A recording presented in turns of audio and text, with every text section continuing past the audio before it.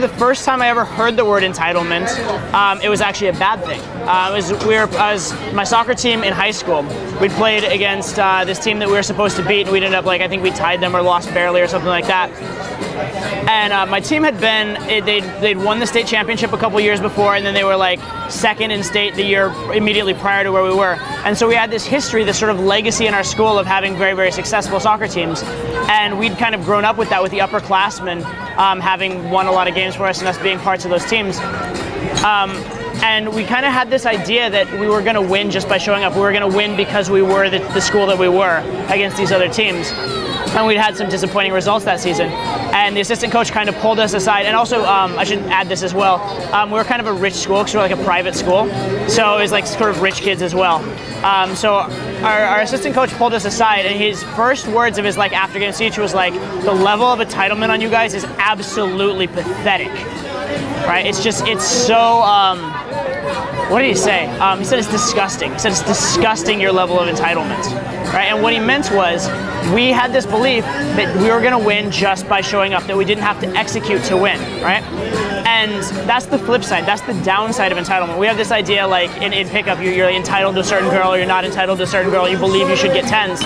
It doesn't matter what you believe you should get. In game, you're only as good as the set you're running. You're only as good as your current set.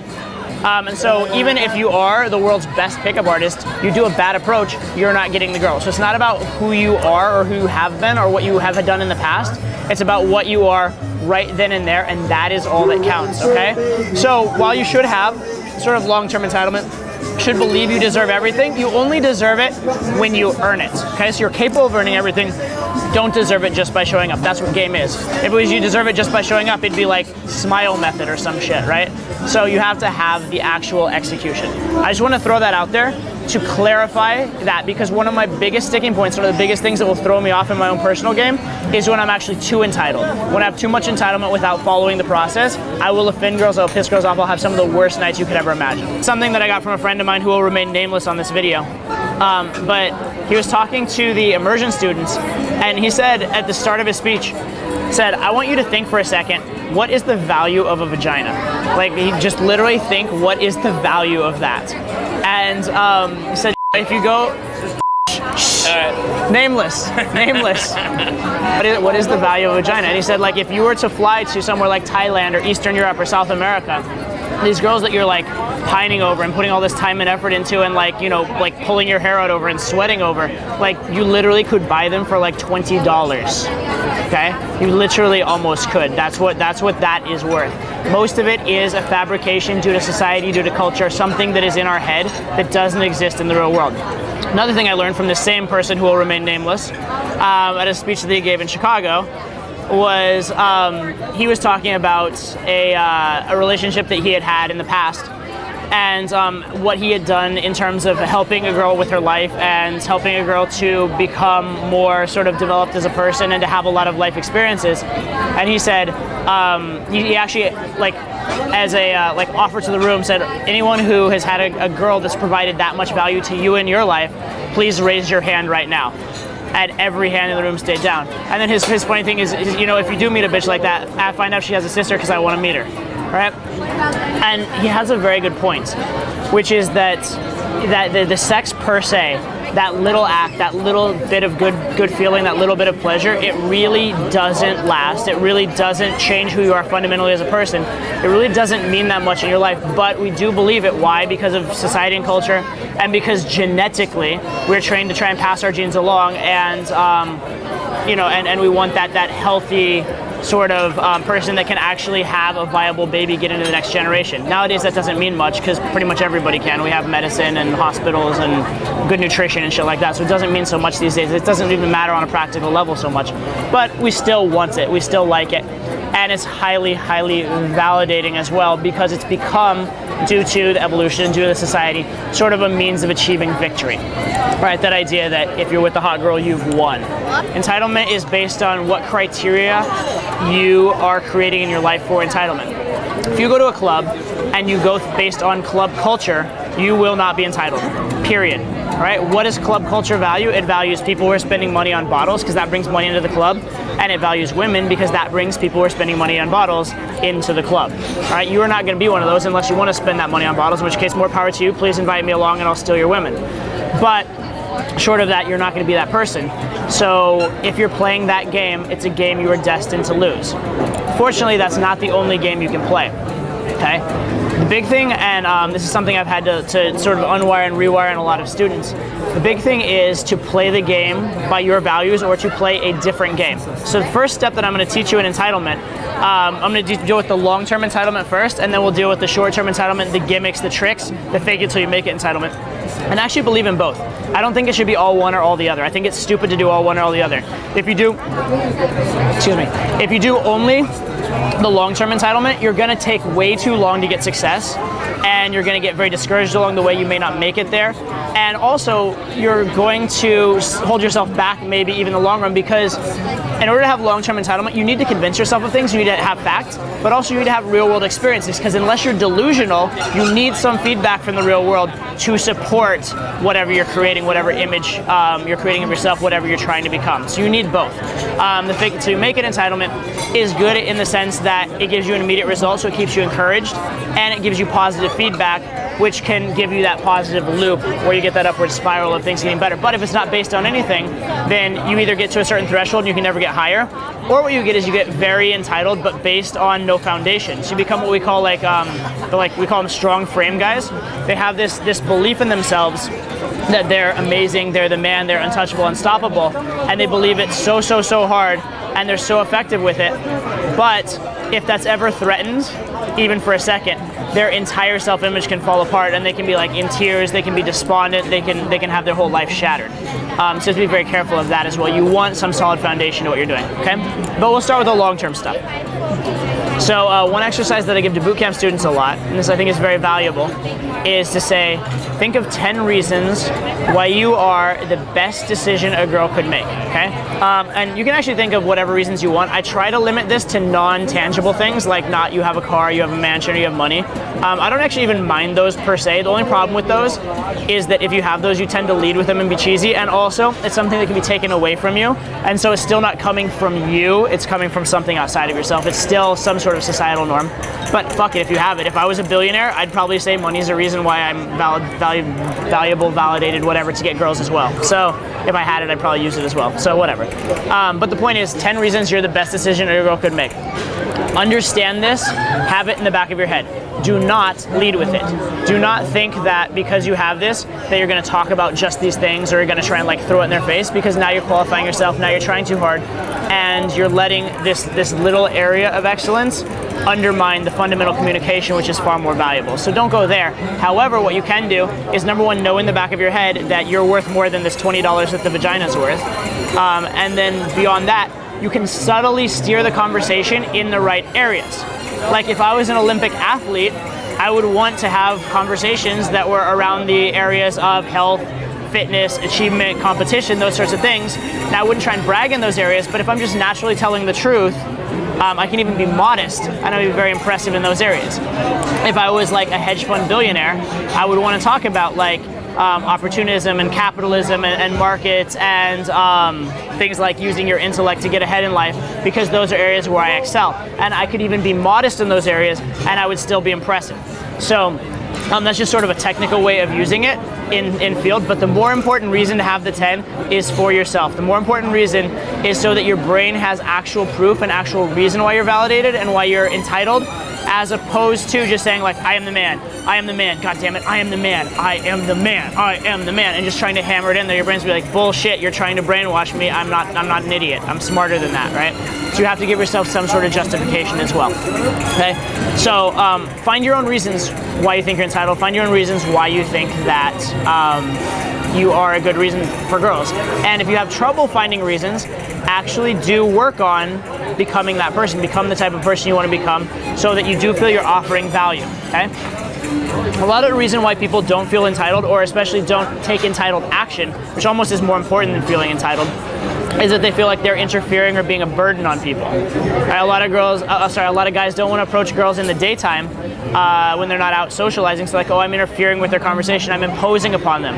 What I always ask those guys is, if you had a check in your pocket for like $10,000 with that girl's name on it, would you feel that you're being a burden on her? Would you feel that you're interfering in her life by approaching her?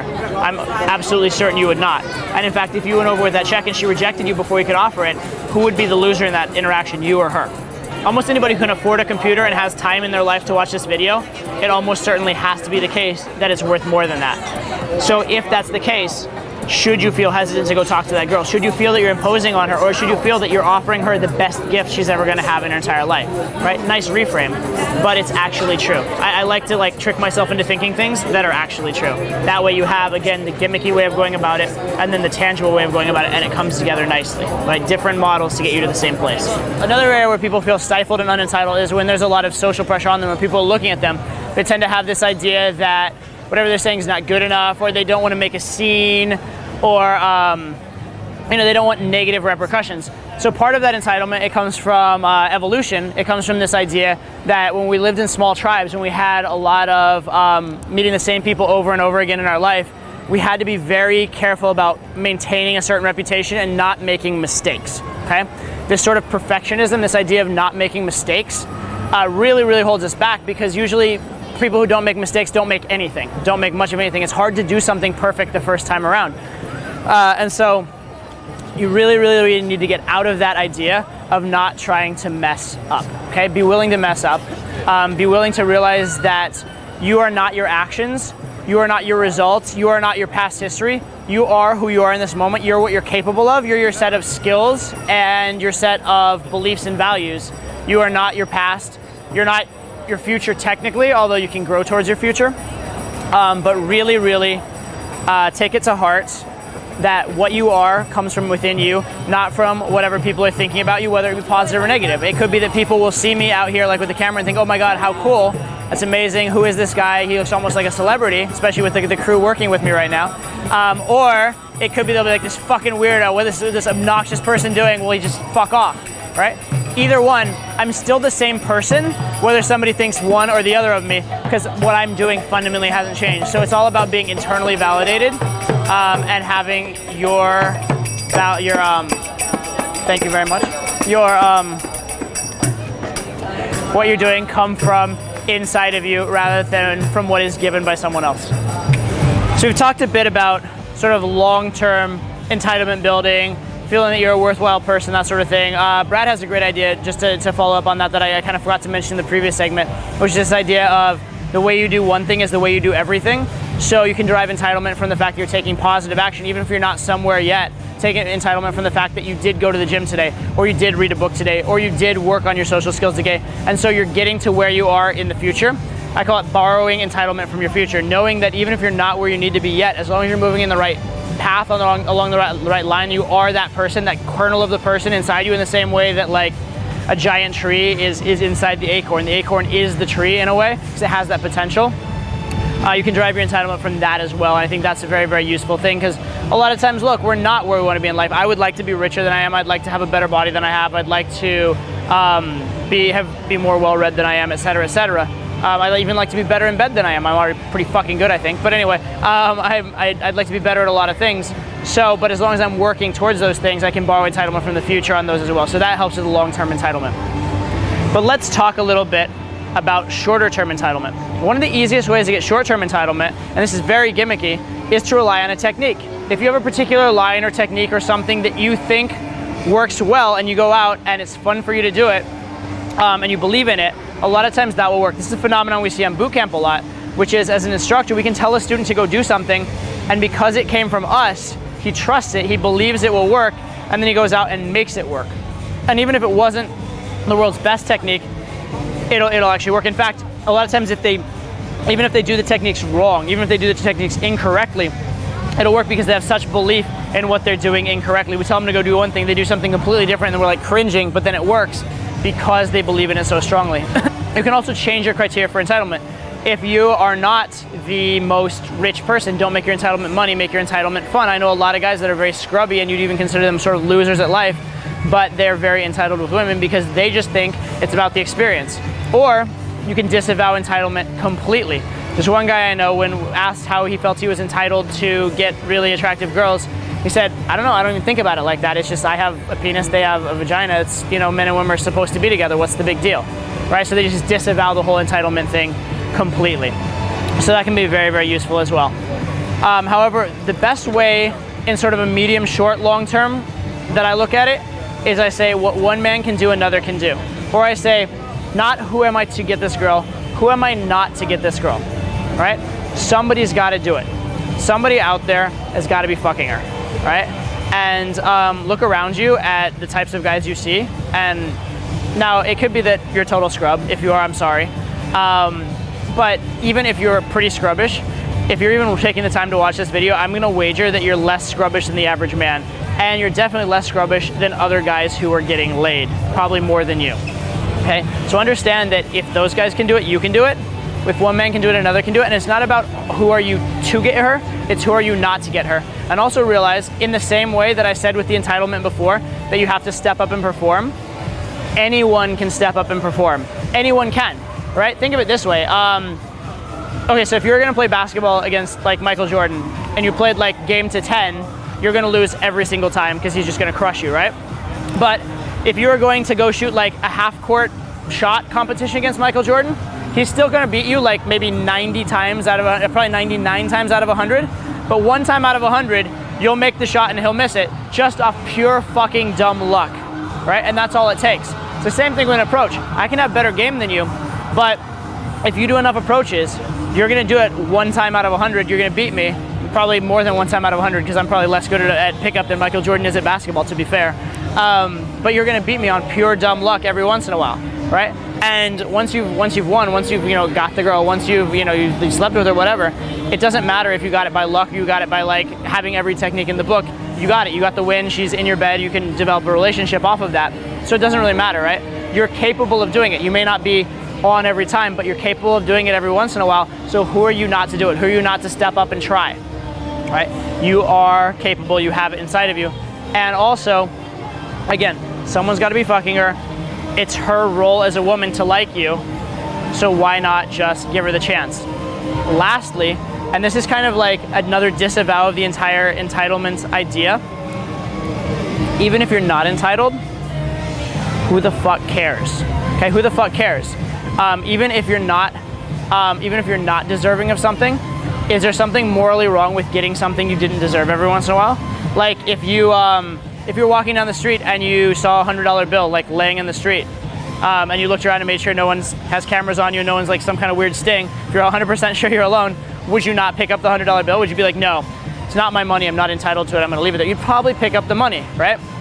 Same thing, right? Be entitled to allow yourself success and just trust the universe. Trust the universe to give you what you're entitled to and not give you what you're not entitled to, but don't judge yourself. So just go up and do your best, and if the universe and the girl and whatever decides that you're at that level, then you'll get a success. If you're not at that level yet, you'll get a failure, but don't judge it. The world is as it is. You can't change it in this moment much. You can just do the best you can with whatever it is.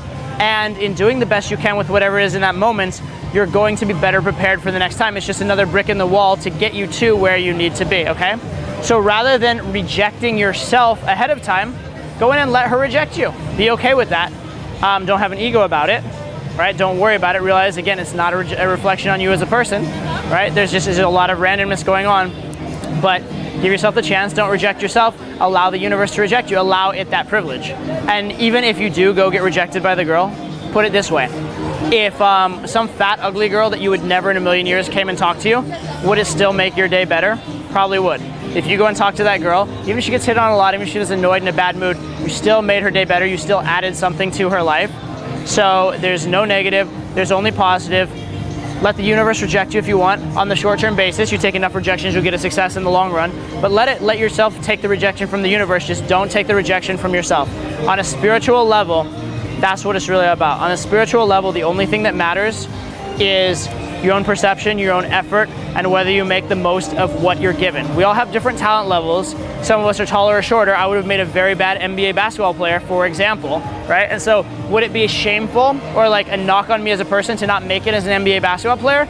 Absolutely not. I'm just not that tall. Genetically, I'm not that tall. That's not the role I'm supposed to play. On the other hand, I'm very smart. So would it be shameful if I didn't use my intelligence? Yeah, it probably would. Play to what you're good at. It goes back to the original entitlement. Put it out there, let the chips fall where they may, and be okay with it. Accept reality, accept life, but don't reject yourself ever.